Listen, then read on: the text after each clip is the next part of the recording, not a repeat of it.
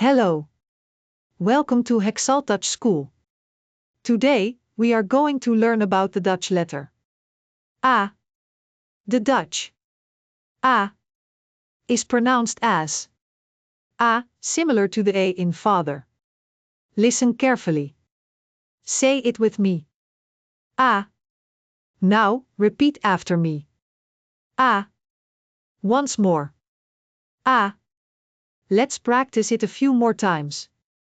Listen first, then repeat after me. Say it again. A. Now a little faster. A. And once more at normal speed. A.